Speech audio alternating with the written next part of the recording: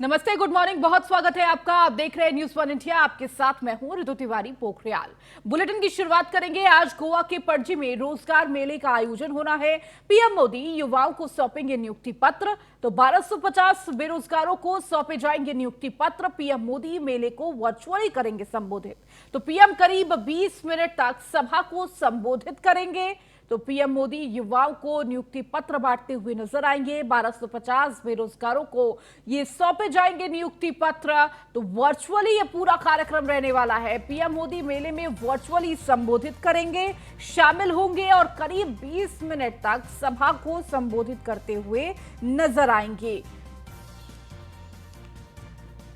तो बड़ी खबर आपको इस वक्त दे रहे हैं। आज प्रधानमंत्री नरेंद्र मोदी युवाओं को नियुक्ति पत्र देते हुए नजर आएंगे। रोजगार मेले का आयोजन किया जा रहा है। तो पीएम मोदी मेले को वर्चुअली संबोधित करेंगे। करीब 20 मिनट का ये पूरा कार्यक्रम रहने वाला है और संबोधित करने वाले हैं 20 मिनट प्रधानमंत्री।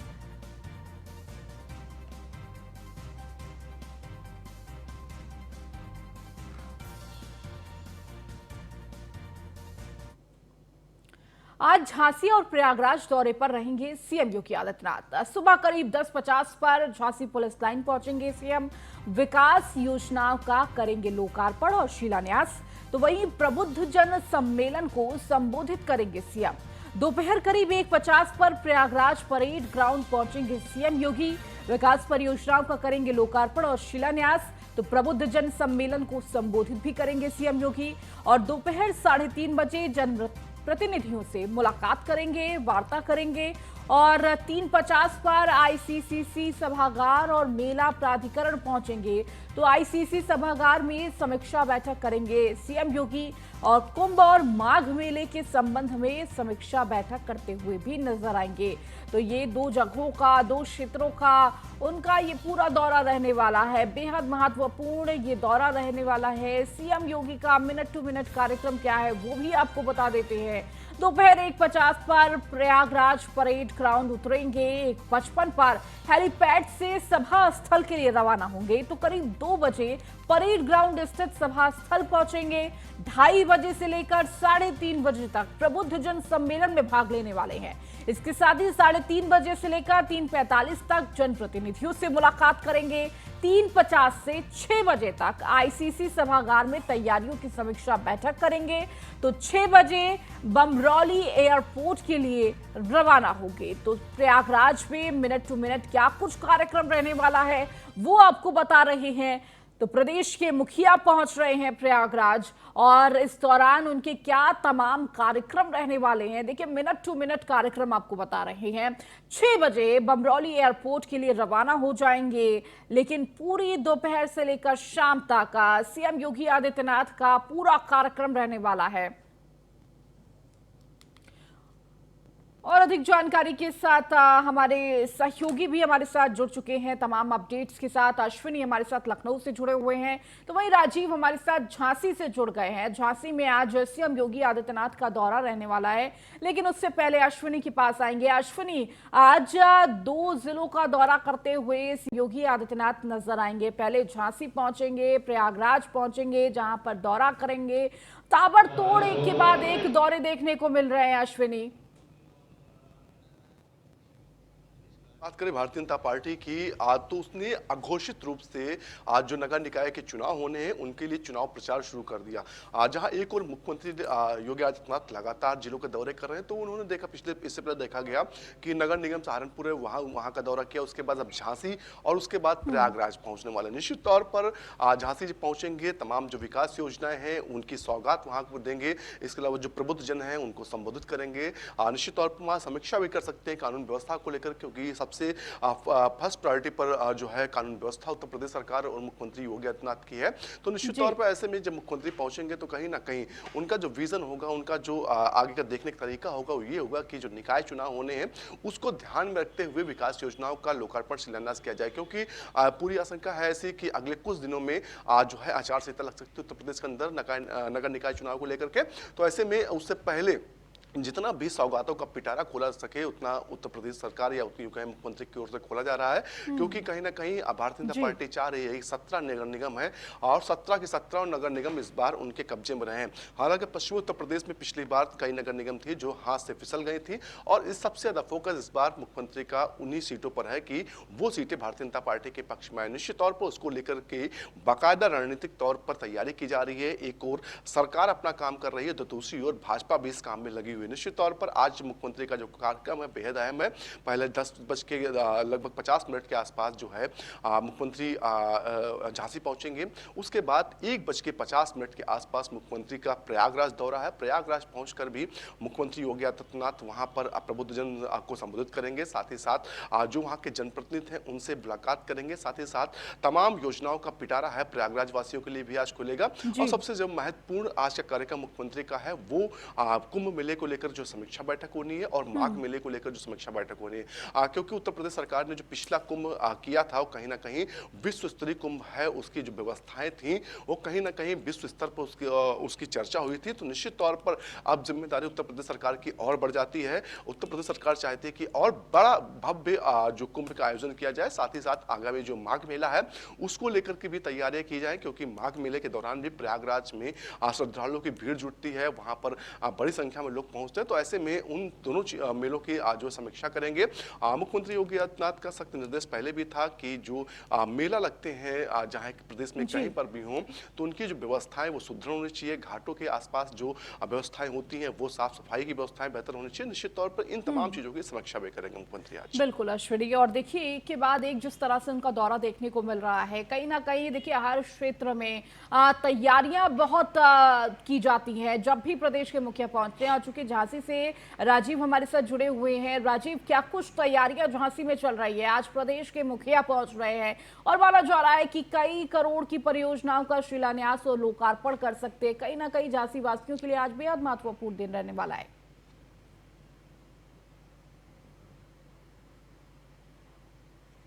देने वाले हैं और आज लगभग 10:50 पर मुख्यमंत्री योगी आदित्यनाथ यहाँ पहुंचेंगे और इसके बाद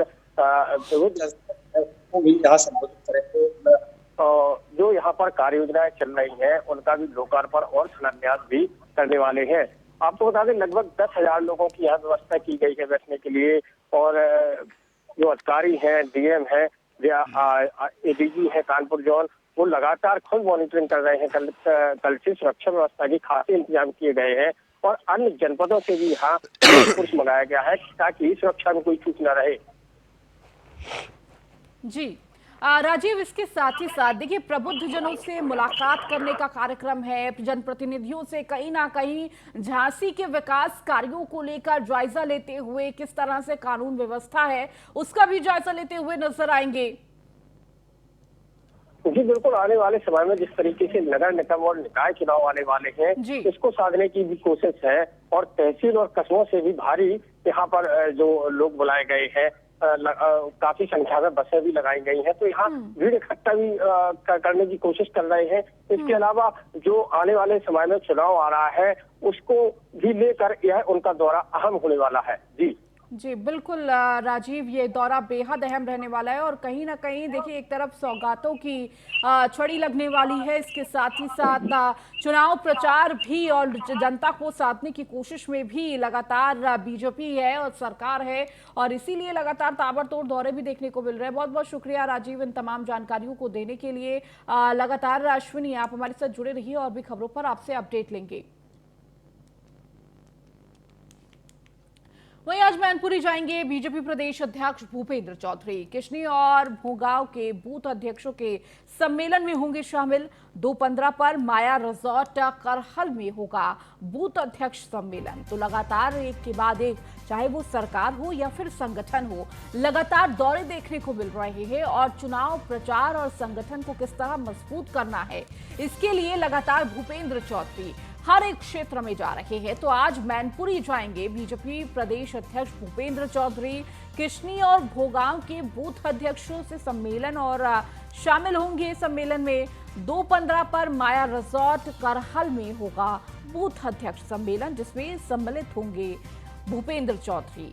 तो कहीं ना कहीं देखिए बूथ स्तर पर हर एक व्यक्ति, हर एक संगठन का हर एक व्यक्ति, हर एक कार्यकर्ता बेहद महत्वपूर्ण रखता है और लगातार बीजेपी का जो संगठन है वो ये कोशिश कर रहा है बूथ स्तर तक मजबूती लाई जा सके और इसीलिए हर क्षेत्र में जाकर भूपेंद्र चौधरी खुद कमान संभाल रहे हैं और जगह जगह पर ये सम्मेलन आयोजित में जो सम्मेलन आयोजन हो रहा है उसमें सम्मिलित हो रहे हैं और इसी तरह मैनपुरी में हो रहे सम्मेलन में सम्मिलित होंगे। किशनी और भोगांव के बूथ अध्यक्षों के सम्मेलन में शामिल होते हुए नजर आएंगे। तो दो और अधिक जानकारी के साथ नदीम हमारे साथ, हमारे संवाददाता मैनपुरी से जुड़ चुके हैं। नदीम, आज भूपेंद्र चौधरी पहुंच रहे हैं मैनपुरी और कहीं ना कहीं देखिए बीजेपी लगातार ये कोशिश कर रही है कि संगठन को बूथ स्तर पर किस तरह मजबूत किया जा सके और इसके लिए लगातार ताबड़तोड़ दौरे भी देख रहे हैं हम। देखिए, भूपेंद्र चौधरी का आज मैनपुरी में हवाई दौरा है जिसमें कम से कम 8 से 10 कार्यक्रम है जहाँ पे जाएंगे और बूथ सम्मेलन को अपने संयोजित करेंगे और सभी को एक्टिव करने का मूड करेंगे, क्योंकि जो समाजवादी पार्टी का गढ़ था उसको बीजेपी कह रही है उस गढ़ में आखिरी कील ठोकने का काम हम ही करेंगे। तो उस नजरिए से मैनपुरी में बीजेपी की बड़ी लॉबी नेताओं की आने लगी है और प्रचार में जुट गई है। हालांकि ये अभी कुछ कहना जल्दबाजी हो क्या परिणाम क्या होंगे, लेकिन फिर पूरे प्रयास किए जा रहे हैं, पूरे कयास लगाए जा रहे हैं कि किले को सेंध लगाने के लिए। बिल्कुल नदीम, और नदीम इसके साथ ही साथ क्या कुछ पूरा महत्वपूर्ण कार्यक्रम रहने वाला है, क्योंकि बूथ अध्यक्षों की बैठक में भी सम्मिलित होंगे, किशनी और भोगांव के बूथ अध्यक्षों के सम्मेलन में वो शामिल होने वाले हैं, किस तरह से तैयारियां की जा रही हैं? देखिए, अगर तैयारी की बात की जाए तो ऐसी कोई खास तैयारी नहीं है, केवल बूथ स्तर के कार्यकर्ताओं को एक आदेश दिया गया है और एक जगह जगह चिन्हित की है, वहां पर जाके थोड़े थोड़े लोगों इकट्ठे करके उनके साथ मीटिंग की जाएगी, उनको दिशा निर्देश दिए जाएंगे और उनकी आगे की रणनीति चर्चा होगी। उसके बाद में ही भूमिका बनेगी कि आगे क्या प्लानिंग रहेगी, किस तरीके से काम करना है। ठीक है, बहुत बहुत शुक्रिया नदीम इन तमाम जानकारियों को देने के लिए।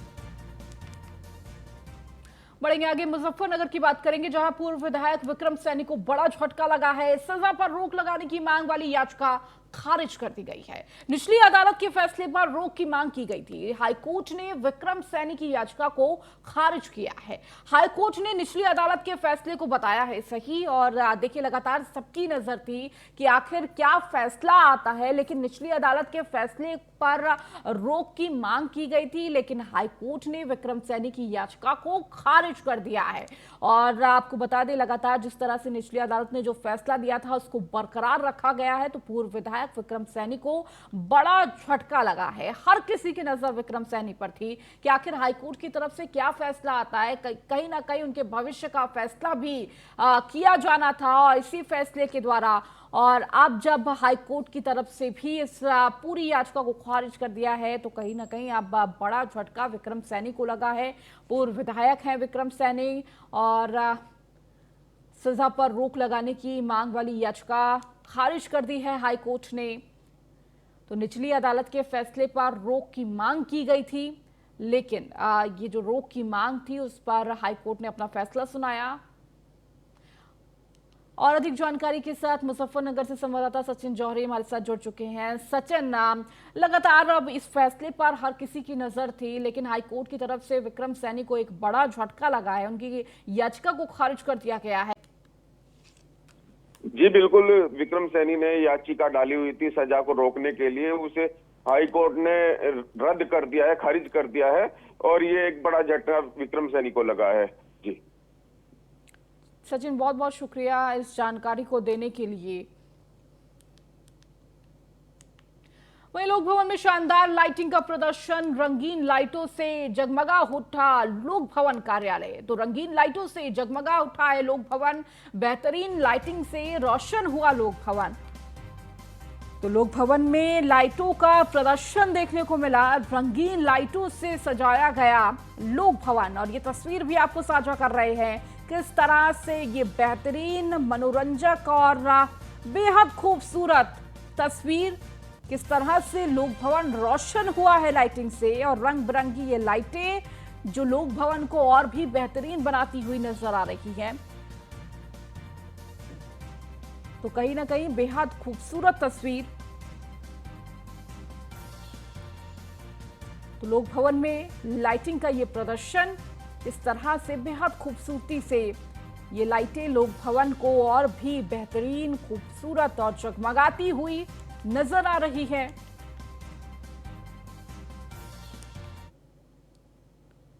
तो रंगीन लाइटों से सजा लोक भवन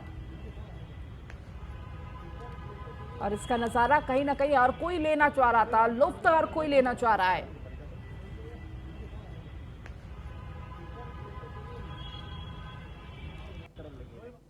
चलिए आप जिक्र करते हैं एमसीडी चुनाव को लेकर। दिल्ली में एमसीडी चुनाव के लिए आज बीजेपी करेगी पदयात्रा।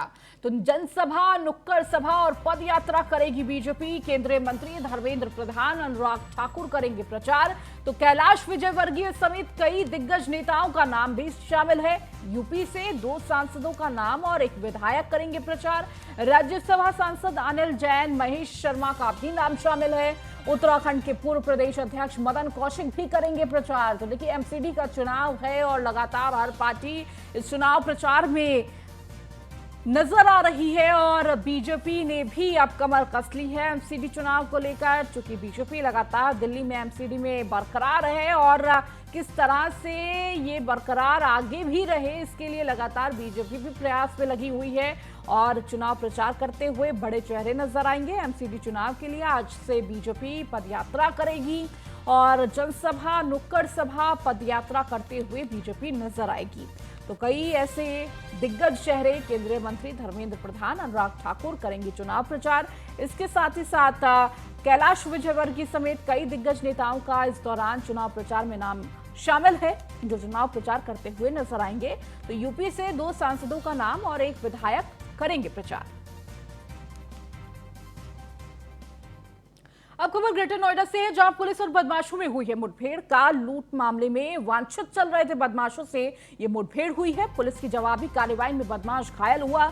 आरोपी के पास से बाइक, तमंचा और कारतूस बरामद किया गया है। लूट मामले में 2 आरोपी पहले ही जा चुके हैं जेल। तो कार लूट मामले में वांछित चल रहे थे और ये बदमाश है जिनसे मुठभेड़ हुई है पुलिस की। और पुलिस की जवाबी कार्रवाई में एक बदमाश घायल हुआ है। आरोपी के पास से बाइक, तमंचा और कारतूस बरामद हुआ है। 20 अक्टूबर को थाना इकोटेक 3 पे एक बंधक बनाकर कार लूट की घटना करी गई थी, जिसका सफल अनावरण इकोटेक 3 पुलिस द्वारा किया गया। इसमें पूर्व में 3 अभियुक्तों को जेल भेजा गया था और एक अन्य अभियुक्त आबिद इसमें वांछित चल रहा था। आज सूचना थी कि वो इस क्षेत्र में एक्टिव है। इसके लिए शाम से ही चेकिंग करी जा रही थी, जिसमें दौरान पुलिस मुठभेड़ आबिद को गिरफ्तार किया गया है। आबिद का अन्य आपराधिक इतिहास भी है, जिसकी जानकारी करी जा रही है। पूरे प्रकरण में बाकी विधिक कार्रवाई प्रचलित है। वहीं मुजफ्फरनगर में पुलिस और बदमाशों के बीच मुठभेड़ हुई है। मुठभेड़ में एक बदमाश घायल हुआ। बदमाश पर लूट और हत्या के कई केस दर्ज थे। बदमाश के पास से बाइक, तमंचा बरामद हुआ है। तो घायल बदमाश को अस्पताल में कराया गया भर्ती। भोपा कोतवाली क्षेत्र में ये मुठभेड़ हुई है। तो पुलिस और बदमाशों के बीच ये मुठभेड़ देखने को मिली है। मुठभेड़ में एक बदमाश घायल हुआ है। तो बदमाश पर लूट और हत्या के कई केस दर्ज हैं। तो कई केसों में वांछित चल रहा था ये बदमाश। तो बदमाश के पास से बाइक, तमंचा बरामद हुआ है। और अधिक जानकारी के साथ सचिन जौहरी हमारे साथ जुड़ चुके हैं। सचिन, पुलिस और बदमाशों के बीच ये मुठभेड़ देखने को मिली है और कई केसों में वांछित चल रहा था ये बदमाश, जिसकी गिरफ्तारी हुई है। बदमाशों के साथ मुठभेड़ हुई है। ये बदमाश कुछ दिन से एक संत है शुक्रताल में, उनको धमकी दे रहा था, उनसे रंगदारी वसूलने का प्रयास कर रहा था और पुलिस कई दिन से इस मामले में लगी हुई थी और देर रात पुलिस को ये बड़ी सफलता हाथ लगी है। मुठभेड़ में बदमाश विवेक नाम का बदमाश है, जिसको गोली लगी है। इसके पास से एक बाइक और एक तमंचा भी पुलिस ने बरामद किया है। इसका एक साथी भागने में सफल रहा है। हालांकि पुलिस ने उसे पकड़ने का काफी प्रयास किया, कॉम्बिंग अभियान भी चला, लेकिन वो पुलिस के हाथ नहीं लग पाया है। जी ठीक है, बहुत बहुत शुक्रिया सचिन इस जानकारी को देने के लिए। और अब खबर कानपुर से है, जहां मामूली कहासुनी को लेकर दो पक्षों में विवाद हो गया। दबंगों ने दुकानदार की जमकर पिटाई की। दबंगों ने मारपीट के साथ साथ दुकान में भी तोड़फोड़ की है। तो मारपीट का ये वीडियो सोशल मीडिया पर वायरल हो रहा है। तो गुजैनी थाना क्षेत्र के रामगोपाल चौराहे की बताई जा रही है ये घटना। तो दबंगों ने दुकानदार से जमकर मारपीट की। तो मारपीट के साथ साथ दुकान में भी तोड़फोड़ की है। ये पूरा मामला अब सोशल मीडिया पर इसका वीडियो भी लगातार वायरल हो रहा है।